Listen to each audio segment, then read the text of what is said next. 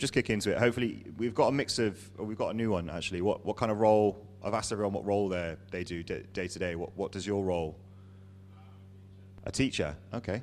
Rogue. Like it. It's really useful actually for teaching. There's a really big uptake for this kind of thing in schools. Secondary or primary?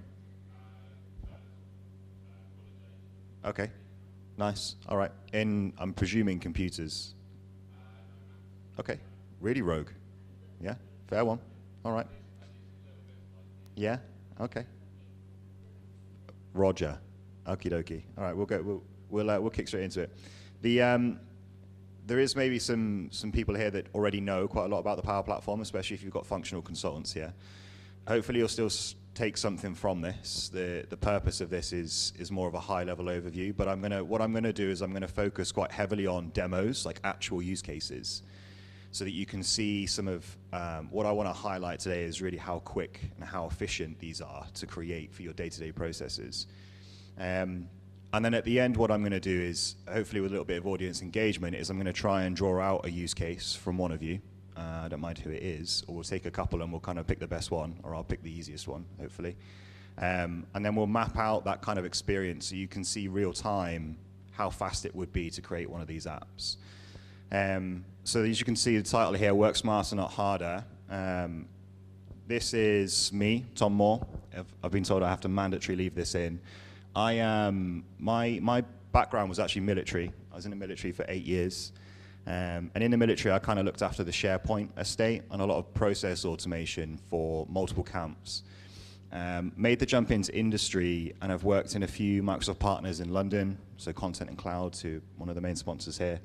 And then found that one of the kind of biggest areas that was lacking in an Office 365 consultancy, and you may be aware of this yourself, is the focus on process automation. The big consultancy companies at the moment are very much focused on Teams and all these kinds of things, but there was definitely a gap in specifically process automation. So we went out on our own, a couple of the guys that pinched from different areas, and then we started up Power 365.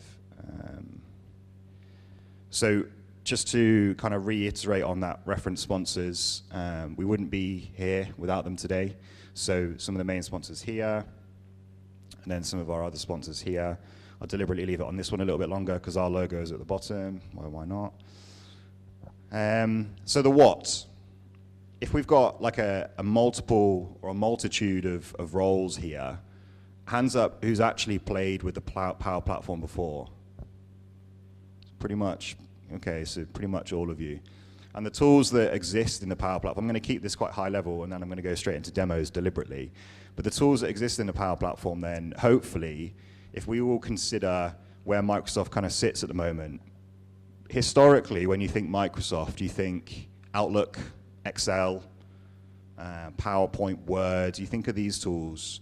But actually what we don't realize, and for the last 3 or 4 years now, Microsoft have been named a leader in process automation for business apps. And they've given us this tool set, this suite of tools, this box of tools I like to refer to it as. You can see them here. And they've given us this box of tools now called the Power Platform. So we're losing this natural, hi everyone. You've not missed much, I promise. Yeah. This box of tools that they've given us, hopefully everybody has seen these logos before, now entails or kind of creates this Power Platform that we're talking about today. What I'm going to do is I'm just going to highlight each one. Has everyone seen all 4 of these? Yeah. Played with all 4 of these? It's a pain, it's expensive. Yeah, I shouldn't say that on my bias, maybe. Favorites, what's the kind of, especially if we've got some functional consultants in here, have you managed to touch into the BI aspect of this? Is that kind of, or are you sticking in the Power Apps there? Yeah? Okay, all right, cool. In essence, if we think about these 4 tools, hello for everyone at the back, if we think about these 4 tools and how they kind of mix together, and I won't dwell on this, but if we think about these 4 tools, we've got and I'm going to take them out of order here, but we've got kind of the front ends between the users, and I personally, my bias lives here. I love Power Apps. It doesn't go down well in a bar, but I love Power Apps. Between that, though, we've then got data somewhere down the bottom, and I'm not going to cover too heavy onto that, but we've got data. So we need an interaction between the user and the data, and that's where this one comes in. Yeah, so we've got user, we've got data, or I like to refer to this as kind of the mailman, the delivery boy. And then once we've done everything with that data, we need to display it, or we just need to give ourselves a little bots to do it all for us. So we kind of automate completely. Now, again, I'm not going to highlight on these too much, but we actually did a hackathon yesterday, so I'm just going to go over, if you haven't seen these tools and how they work. There's actually something that one of our guys created yesterday at the hackathon. And this is just using Power BI, and this is a heat map based on, the scenario was neighborhood watch. So you had a button, you had to press the button, and on that button you would then highlight that you're in trouble. So what we've done here is we created a heat map, reference all of those areas that they may be being in trouble for the neighborhood watch.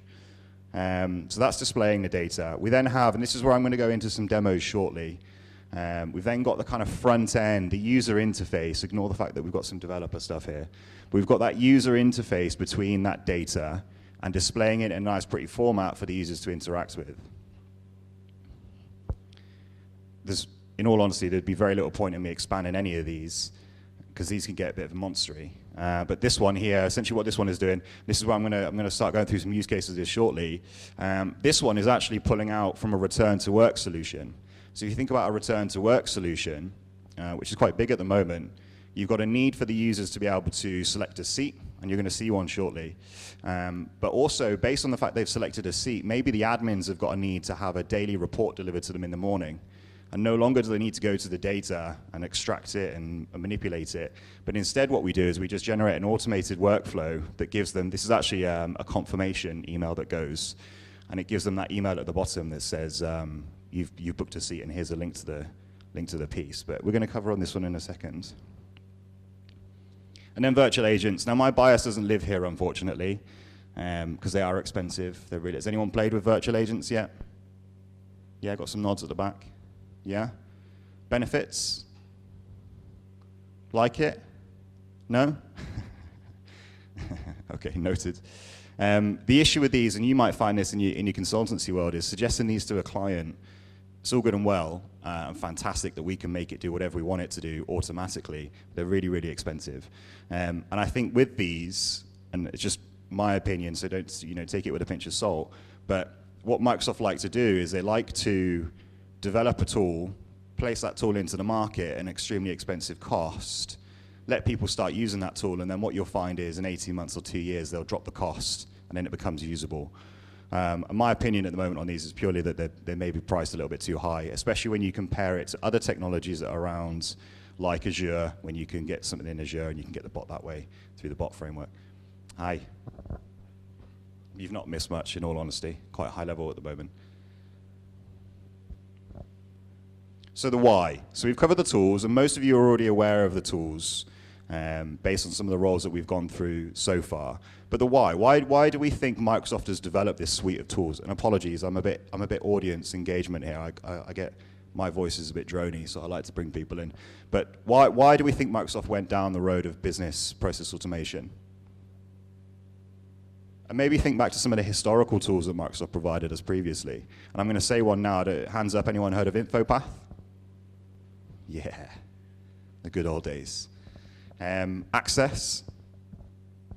Yeah, and the issue with both of those, unfortunately, and anyone that was developing InfoPath forms a long time ago, you probably found that towards SharePoint Online coming out, InfoPath started to really degrade, minus the fact, Microsoft cut the support for it.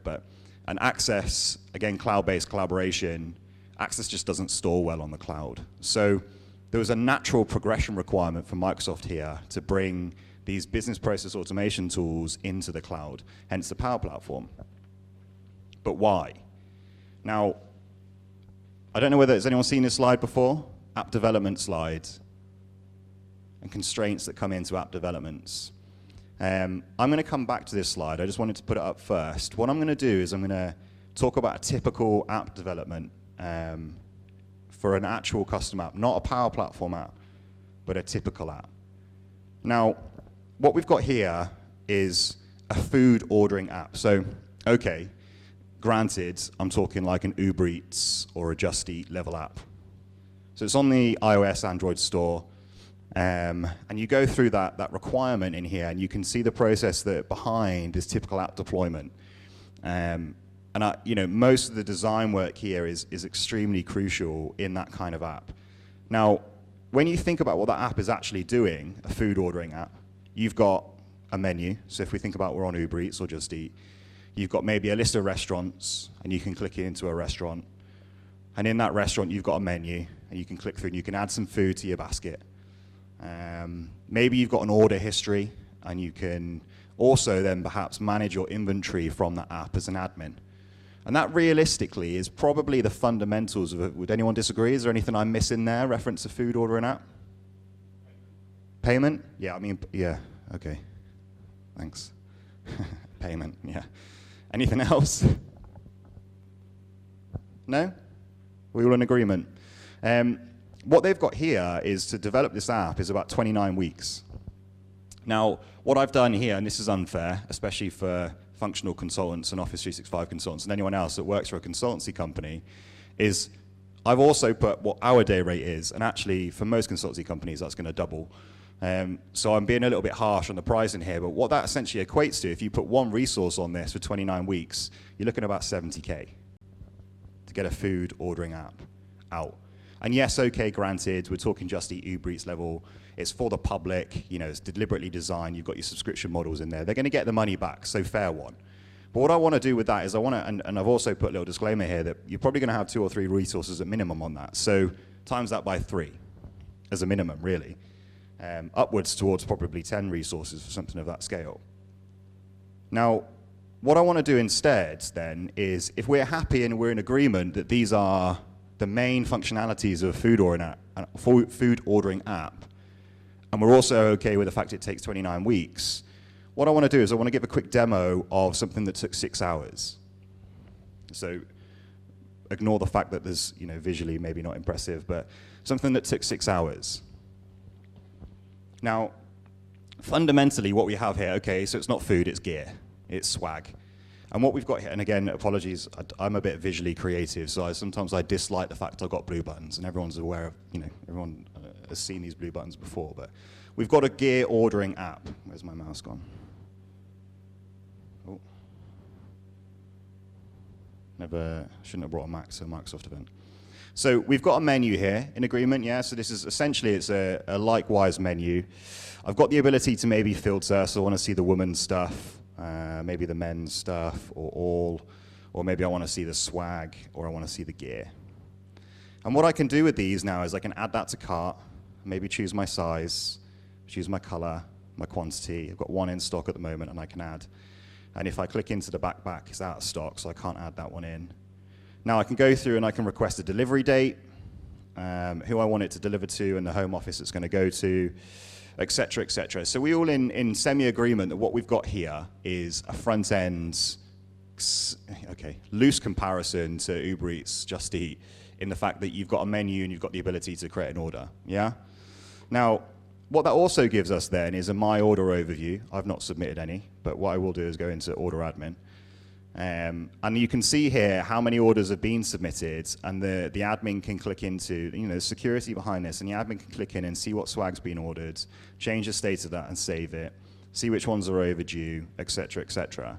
So we've got an order history there too. Now, what we've also got is an inventory management, and again, apologies for the visual parts of this, but we can click through this and we can see, portable fan, there's 490, maybe I want to add a description or change how many are in stock, it's one size and I can update, et cetera, et cetera. Now, this app took 6 hours from start to finish. Okay, granted, it's not visually impressive, but when you compare that to a typical app deployment, if we go back to this slide of 29 weeks, that's where the benefits of the Power Platform come in. So when somebody asks why the Power Platform, that is usually why we go down this road, is because in all honesty, there's very little code behind something like that. You don't need skilled resources to create them. And actually what we're trying to put forward now at the moment is we're trying to put forward this champion mentality. We've got loads of new people in here. I did ask when we started, so I'm gonna re-ask again. How many people have played with the platform? Who's built an app? Who's tried to build an app? Yeah? Cool. And your experience with building that app, what was the app that you built? Anyone? DeskBookin app. You built a DeskBookin app. Nice. Okay. Health and safety, who said that, sorry? Health and safety. Yeah, as in policies, procedures. Okay, like it. And roughly, how long did your DeskBookin app take? 2 years? 2 days. Jesus. I've undone me here. What you expenses. I'm going to show an expenses app in a second. Yeah. So roughly, what does your? Okay. Okay. And the complexities behind that expense app. Where did you draw those complexities?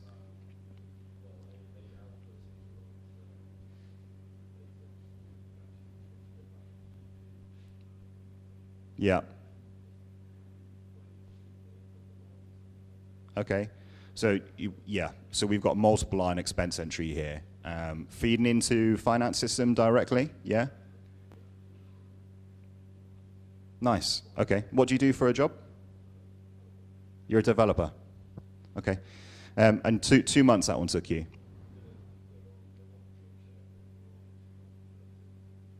Yeah. Okay, cool. What about your health procedures app? How long did that take? 3 weeks? Okay, so we're seeing a common trend here in the fact that these are really, really easy to spin up.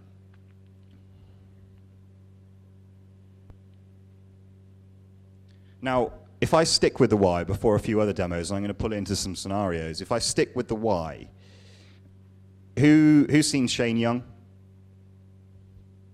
If you haven't seen Shane Young, I reckon it's worth a Google. He's phenomenal. But going into both the health procedures and also maybe not so much a DeskBookin app, but definitely the expense piece, connectors. We are probably upwards of about 400 connectors now, but maybe even more, to be honest. There's an entire list. I was going to scroll through and try and bring it up as a scroll, but the amount of connectors that Microsoft have given us for free, loosely for free, but there's usually a payment scheme somewhere. Things like what Rogus connector anyone's used, throw it out there. Anyone? No? No one? We find, in all honesty, with connectors, that the realms of possibility with a connector actually comes into the custom world. Any custom connectors being created anywhere here? Yeah? We had a scenario with a client fairly recently in that they had an Amazon Aurora database. I'm not in any way a developer. Is that the right term for that? Yeah? An Amazon database. And they didn't want to move that Amazon database into SQL or Dataverse, so it's going to stay there. Now, there is no direct connector here for that API, but because everyone know what an API is, I was supposed to keep this high level, but most of you already know these tools. So because there is anything that we can do with APIs now, that custom connector took all of about 10 days and allowed them to get post, patch, whatever, put, whatever. I'm not a developer, so I'm probably butchering that. The API for that database, and it took 10 days. And then a front-end Power App on top, which probably took about 2 weeks. It was quite a complex Power App. So in total, 3 weeks to bring that from a PHP, is that right? PHP app, is that the correct term for what you would build? I should learn more dev terminology. Anyone build PHP apps or Python apps? What's the rough development time of a Python app?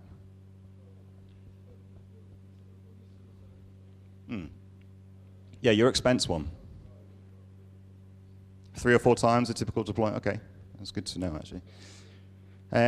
Anyone use the templates on the Power Platform? Power Apps? Templates? Yeah, got a couple of nods. They're okay. And in fact, what we find when we're doing our training sessions, I'm going to come on to the academy aspects of this in a second, but what we find with the templates is we find that they create, or they give us, or they give the people that haven't seen Power Apps before, so anyone that hasn't built an app, they give you a little bit of inspiration. And that inspiration is simply open a template, you like how it operates, and you just dig into how it works. because Microsoft doesn't know how to work for you there. And that's where this unlimited resources really comes into it. And Shane Young, definitely, if you haven't seen Shane Young, definitely go and have a watch of some of his videos. So the why, I'm going to come back to a slide that we saw earlier in a second. But what I want to do is I just want to go through a couple of, like I said at the very start, for anyone that missed it, is I'm going to go through some of those real-world use cases so that we can relate the kind of build times to them. So, expenses. Yes, granted, this isn't a multi-line expense app. This is simply, does anyone in their business have receipt submission?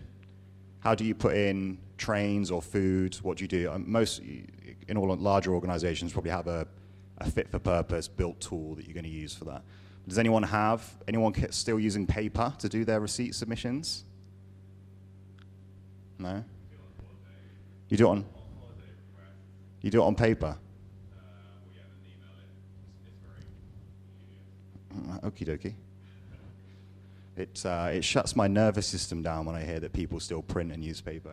It gives me a little bit of an internal battle. This receipt submission app took all of about 2.5 hours. Keep losing my mouse.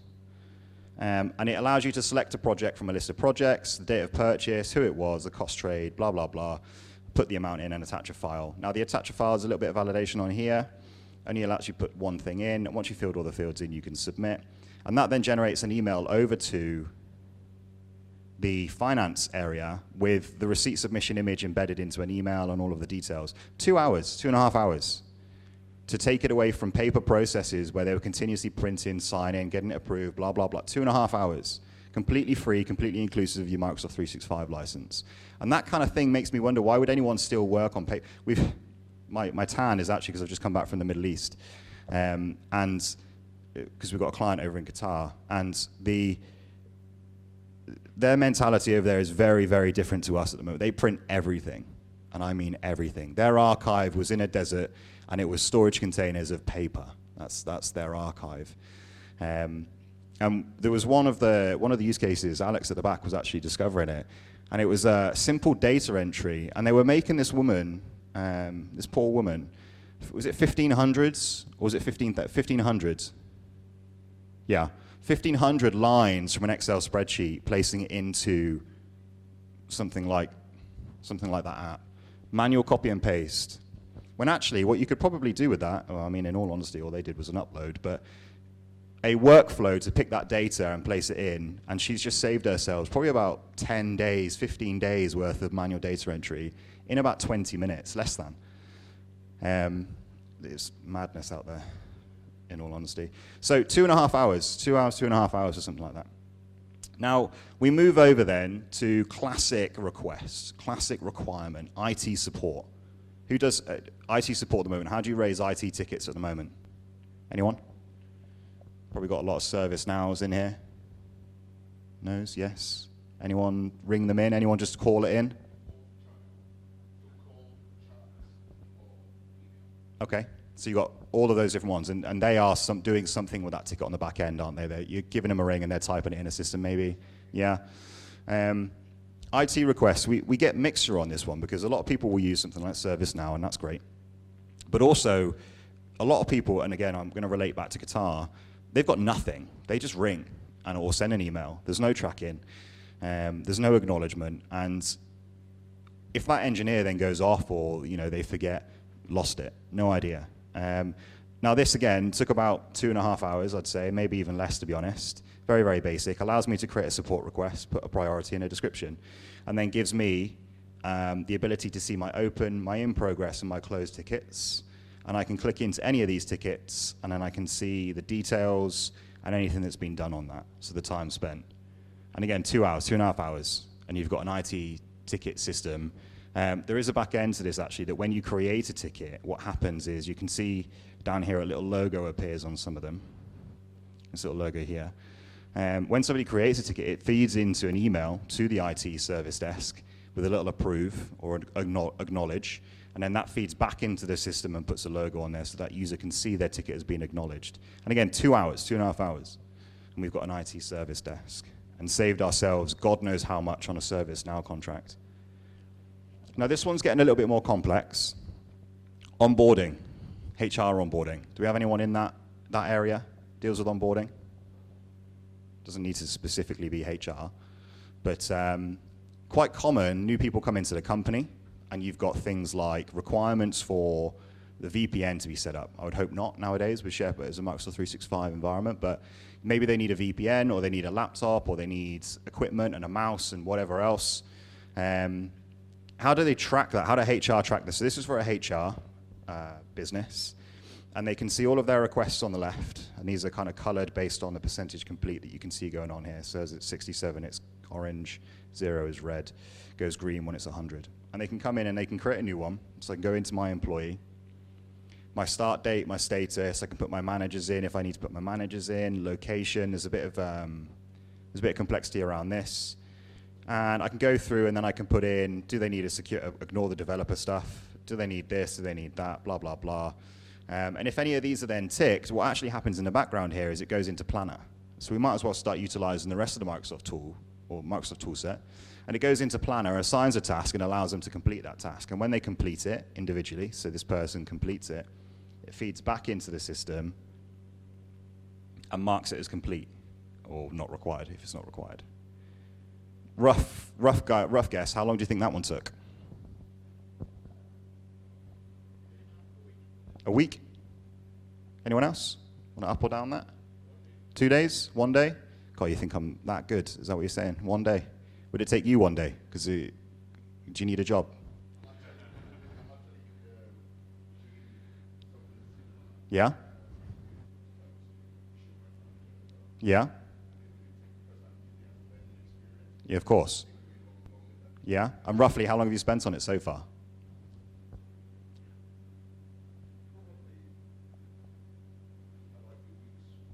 Yeah? And the rough functionality inside that is similar to this when you think about the functionality at a high level? Yeah? Yeah. 2.5 days for that one. And in all honesty, that's probably because I was just distracted with other stuff. Now you could take that a lot further. This emails out to third parties and creates tickets in third-party systems. Depending on the location, it will assign relevant planner items based on, if they're in Asia or the US, et cetera, et cetera. There's about 2.5 days worth of work in that. So again, onboarding system, this one is, in the military, this was huge. For paper processes, you've got to walk around Bryce Norton, which is huge, and you've got to get everything signed by every different unit. There's just no point. 2.5 days. Right, DeskBookin app. Now I can't actually show a newer one of these. So I'm going to show this one. This was a recent install, DeskBookin. Now, what does your DeskBookin do? Minus the obvious.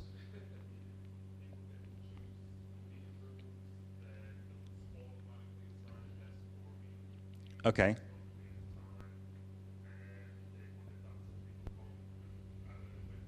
Yeah. Yeah. Can't book by a window multiple times. I see. Okay. All right. Sounds like an interesting challenge.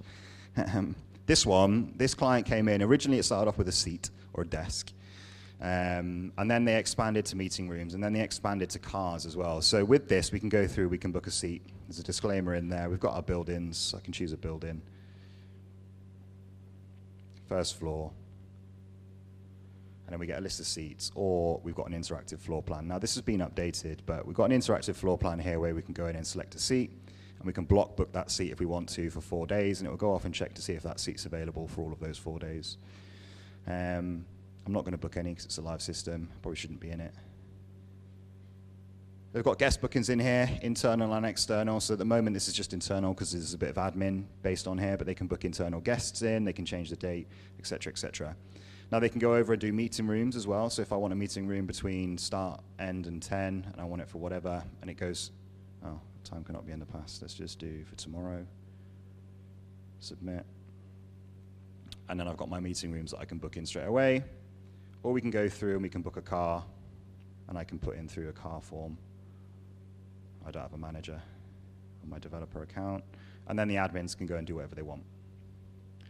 see what they want, export reports, and they can also do internal and external guests as well, so they can book in Joe Blogs. So rough guide on how long you think this one took.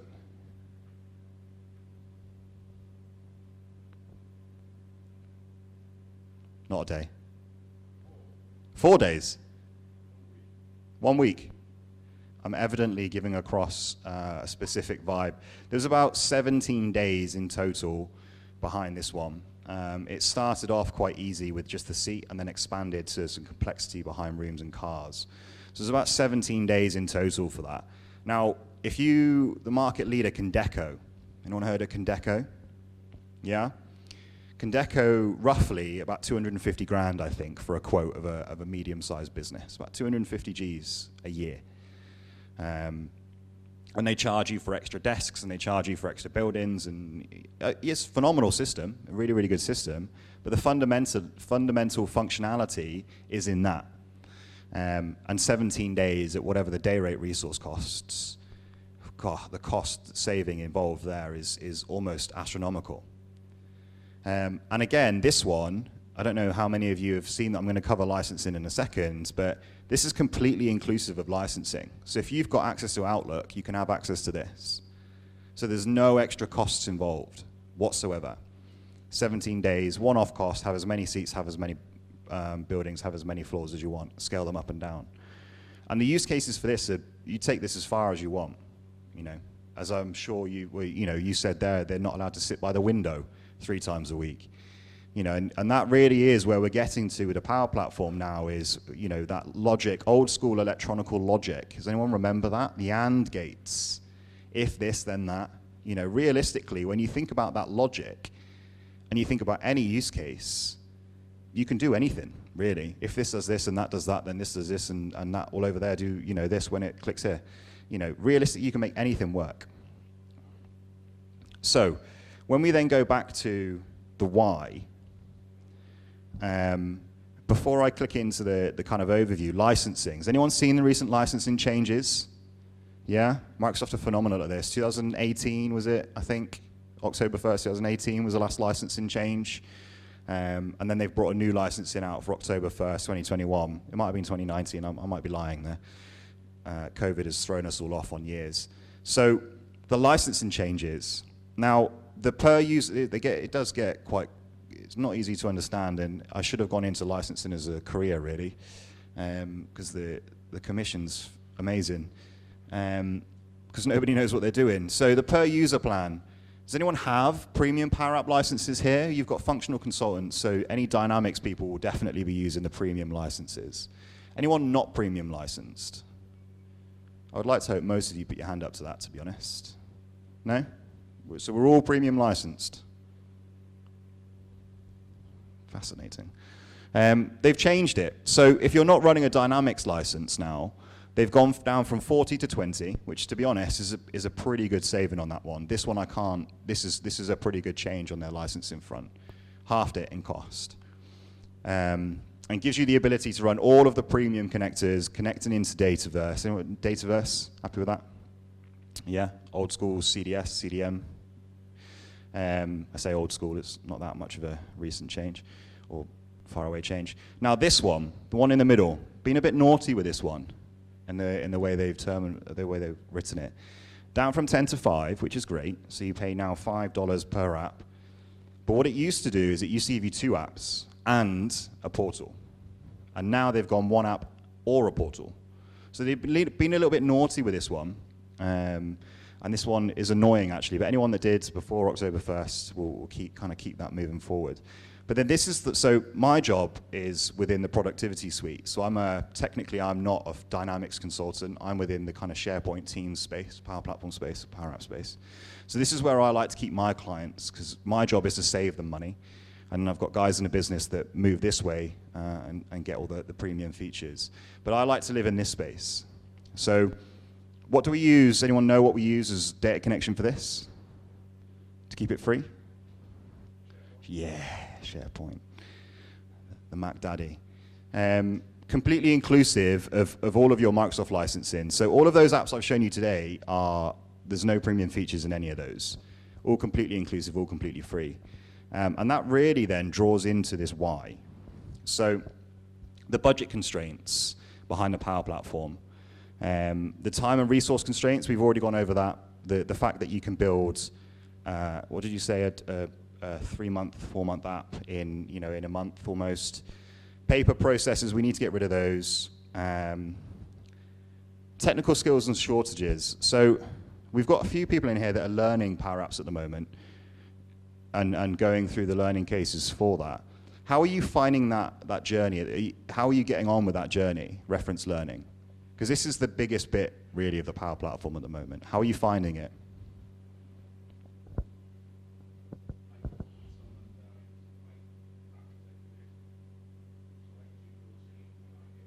Yeah? Yeah?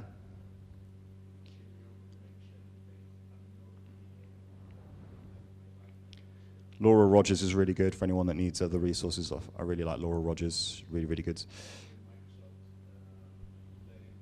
How'd you get on with those? Yeah?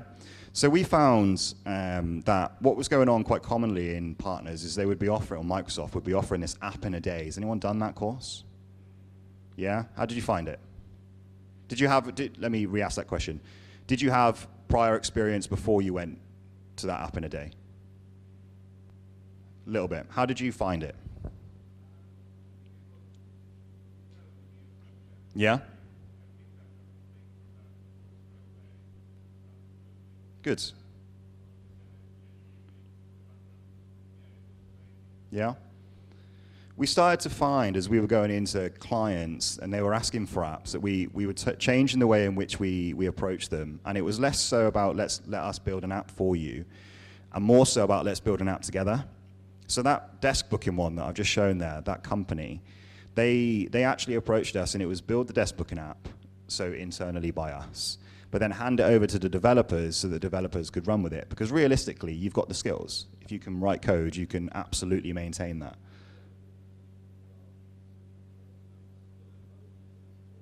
Yeah? Just picking it up. Yeah? Do you need a job? And the only issue we found is, and maybe it's not so common actually then, is these developers, we sat down with them for a day. We did a rough app in a day, and we went hard in that day. We went straight into collections, we went straight into the different types of variables, we went straight into the patch functions and the switch functions and all that kind of good stuff. And I'll be honest with you, their eyes glazed really, really quickly. And now because this is so important, how do we fix that problem? And with the Power Platform and this work smarter, not harder theory, is that training aspect needs to be crucial, in that the app in the day is, I would say, not really enough. If you're looking to develop these kinds of apps, you need 4 weeks, maybe? Yeah, go on.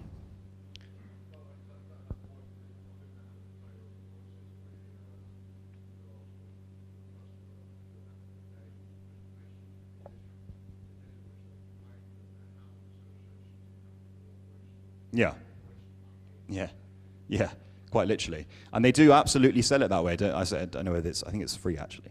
But they do absolutely say you walk away with an app ready to go. And yeah, maybe you might have a SharePoint data connection that allows you to submit, view, and delete data. But when you start talking about then the DeskBookin app, the step up in knowledge behind that is again, I've used that twice, and it's astronomical. Quite a nice word. Maybe that's my new So what we've instead done is we've gone out to our clients now and we've gone academy. You need an academy. And that academy is 1 or 2 nights a week or 1 or 2 days a week, whatever they want to do. It really depends on how they want to run it. An hour and a half each session, and then it gets them through that app in the day on a slower time, yeah? And that's really, if you've got the skills internally, especially you, how many have we got consultants and how many are internal business? Like hands up for internal business, like actually in a business, and then hands up for consultants. So more of you are consultant-based. Okay, well there's one for you to take back consultancy-wise then, is realistically, it's an area that consultancies are missing out on at the moment, is approaching on an academy function.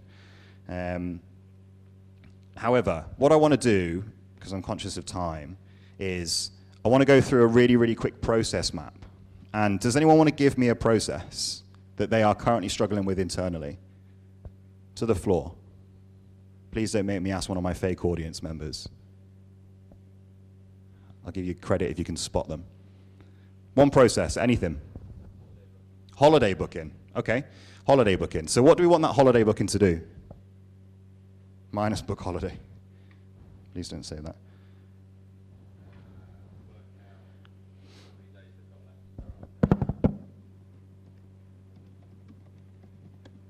Allocated holiday. Anything else? Check calendars. So like what's it called? Coincide, is that right? Coincide? We'll put coincide, we all know what I'm trying to talk about. Anything else? Approval, rough approval step. So straight, oh Jesus. Manager. Public holiday cross-check-in.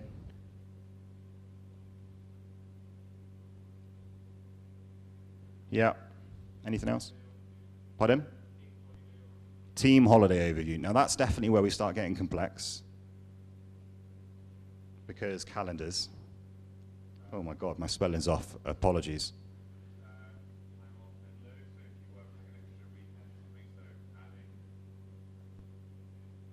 Say that again. Time off in lieu reference.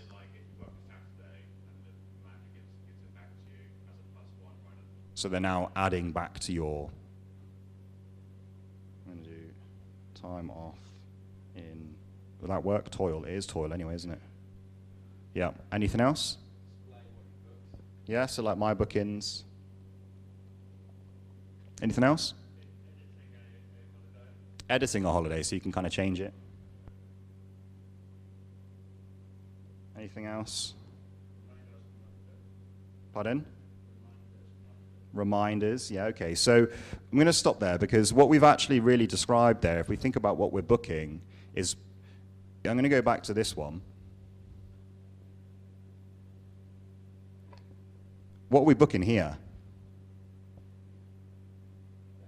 Desks, which is realistically what? It's not, you think hire, it's a thing, isn't it? Yeah, it could be a university, it could be a tutor, you're booking time with a tutor. So realistically, what we've got here, everything that we just spoke about, being able to view my bookings, being able to edit my bookings. If I had one in, I'd be able to edit this here. Being able to go through approval, this goes through approval. What else did we have in there? Time off and lieu. So where we do get complex is, we get complex in things like this, the team holiday overview.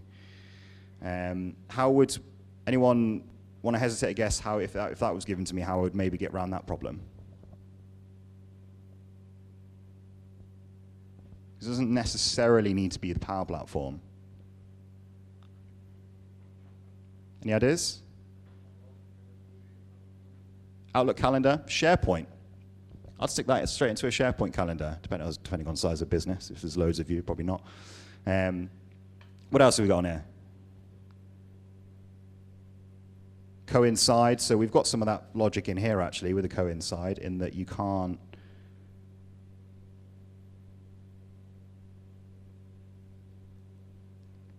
go in the past, takes out my block bookings, etc. And then roughly, if you're going to go down and purchase that holiday app, I've seen one, we were looking at one recently, what we're saying, either 99p per user for a basic one, or maybe upwards towards £5 per user per month, roughly. Anyone in that business? Anyone looked at it recently as a use case? No?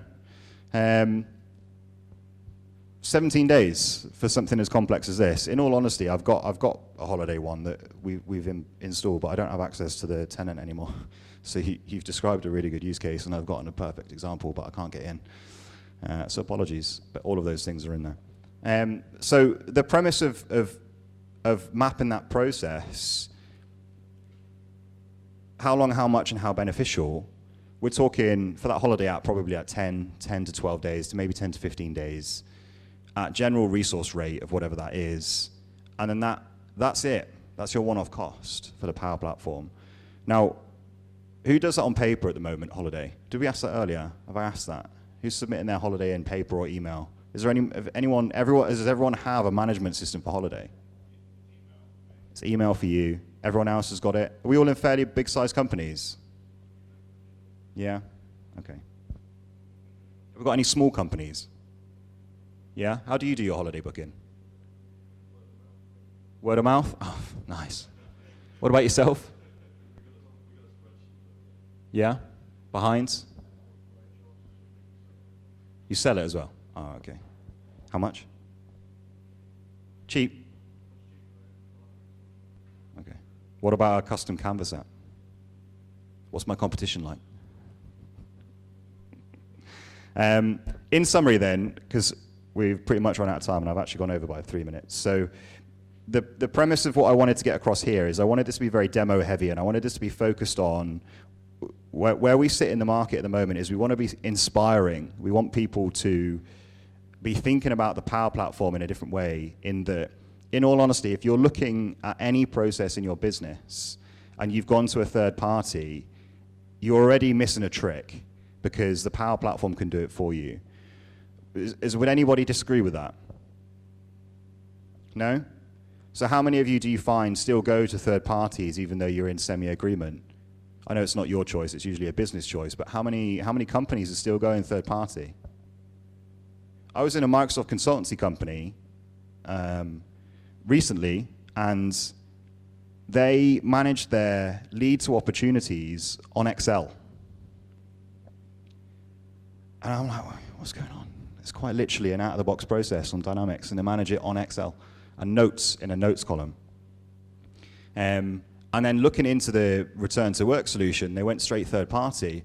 And we're still in this mentality that third party is best, but actually what it is not fit for purpose, because it's a hard process that you've got to try and conform to, when in actual fact, you've got every single tool that you need within the Power Platform. So it's market leading at the moment, low code, no code platform. It's disgustingly fast and it's disgustingly cheap.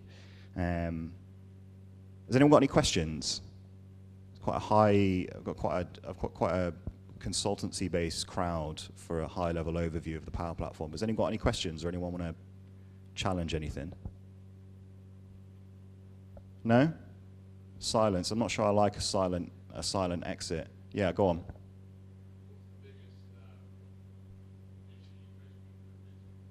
Guests. In that, I don't know why Microsoft haven't done it yet. It makes no sense to me. If you think about gyms, hairdressers, shops, anything. For them, imagine a gym to have an iPad or a booking app on the App Store where people can book in for a gym session. Microsoft, for some reason, just haven't moved themselves into that space. They're still, the guest licensing, they have to be registered on Azure. You have to give them a license for them to be able to access your data. Or you have to put a portal up, which is phenomenally expensive. So biggest issue is guests, is bringing guests in, for sure. Anything else? Yeah.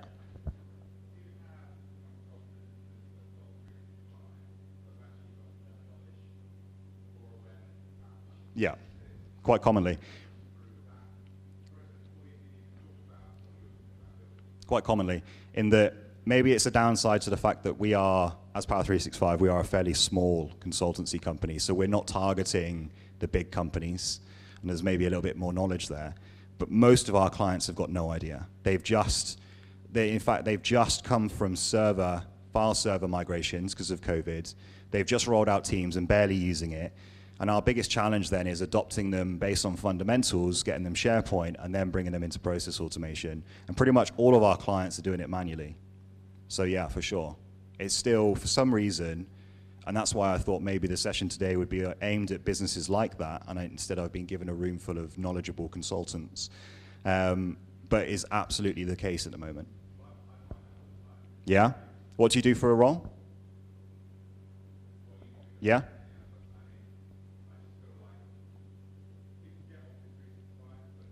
And then stop. For sure. They literally stop. They get Outlook, they get SharePoint so they can access their files, they get Teams, they can have meetings, and then they stop. Yeah, and the entire growth plan of Microsoft 365 is continuously extending. Yeah, very, very common. Anything else? Yeah?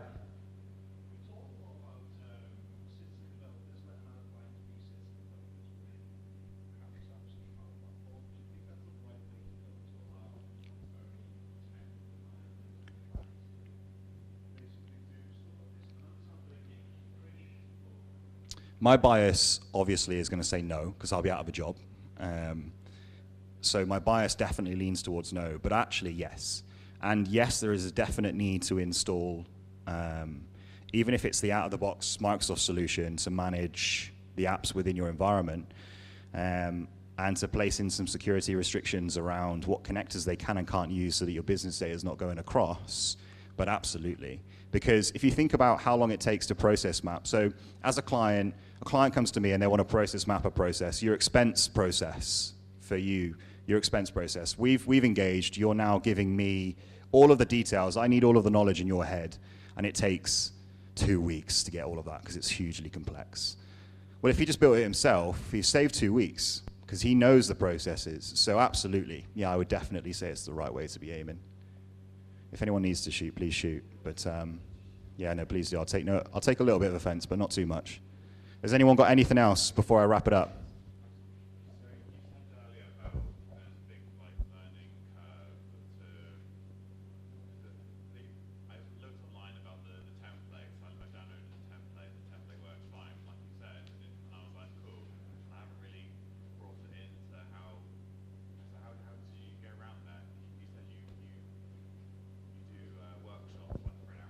Yeah, and that's really where we've seen that escalate now, is that we've moved to, you can absolutely create an app from a template or from a SharePoint list, from data, you create your SharePoint list and here's your app and you can submit your expense report in.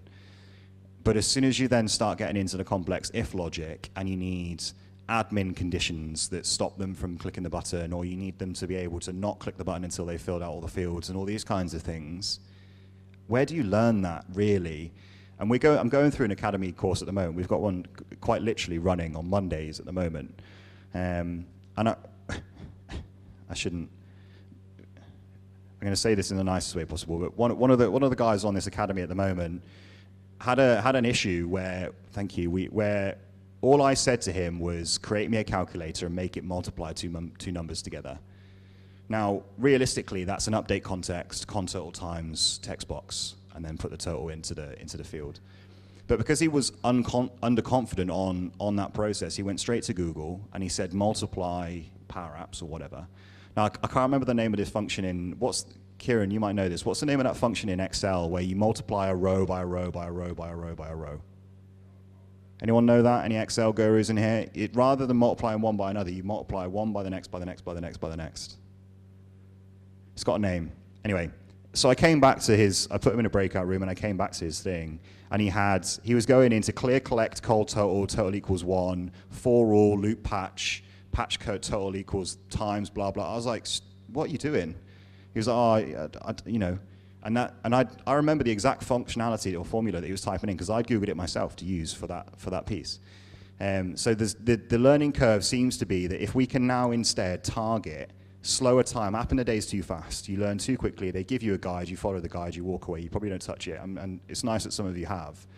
But instead, if we can split that down to half a day, twice a week, on client site or remote, whatever it needs to be, what we find then is we can scale those theories, and actually we can get the theories in there. So we can start with you, we can understand if logic, or we can understand where you use a variable. And that's really where we get into it. Now I should wrap up because I'm presuming the next speaker's in here. So apologies, but yeah, thank you very much for everyone's time today. Hopefully you've taken something away. This is us. So if you need anything from us, then feel free to scan and see us on LinkedIn. Otherwise, enjoy the rest of the day.